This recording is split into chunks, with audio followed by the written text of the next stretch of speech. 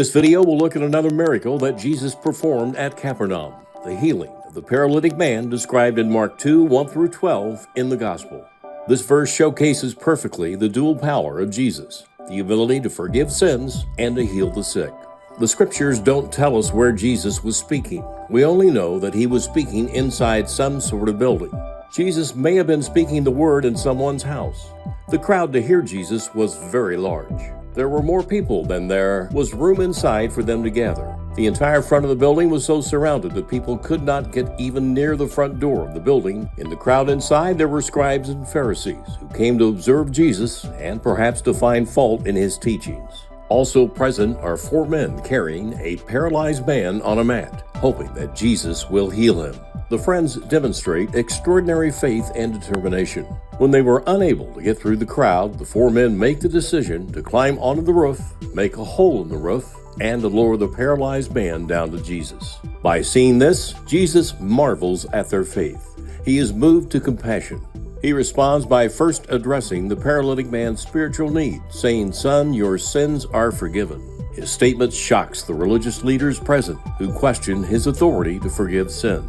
Jesus then heals the man physically, demonstrating his divine authority. These actions highlight the holistic nature of Jesus' ministry, concerned with both spiritual and physical well-being. Jesus commands the healed man to pick up his mat and walk. The miraculous healing shocks the crowd and showcases Jesus' authority and power as the Son of God. A paralytic is an individual who suffers from paralysis, a condition where they don't have the ability to move or control one or more parts of their body.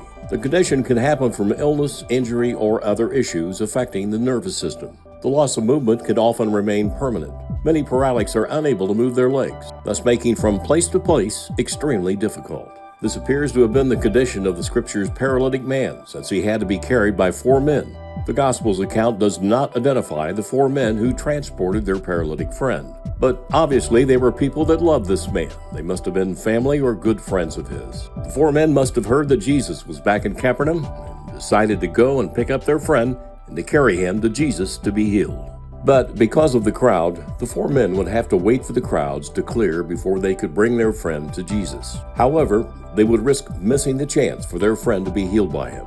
Maybe Jesus would not be able to receive any more visitors. Perhaps they would not be able to recognize Jesus as he exited the building and not know who to ask. Whatever the reason, these 4 men had an urgency for their paralytic friend, and they didn't want to lose this opportunity for him to be healed. They believed that only Jesus could heal him. This resulted in the 4 men going through an opening in the roof and lowering the man by ropes down to Jesus. The Apostle Mark doesn't comment on Jesus' reaction from the pallet being lowered. We have to guess that the event interrupted his teaching, but Jesus seemed unbothered by these. He was impressed by their tremendous act of faith. The 4 friends of the paralyzed man showed their faith by taking bold actions to get the man to Jesus. It also showed their determination to overcome obstacles and act on their faith and trust in God's power. It's worth noting again that Jesus, before addressing the man's physical condition, he forgave his sins. This reinforces the importance of spiritual healing and the importance of forgiveness. Jesus also, with the miracle, proved to the religious leaders present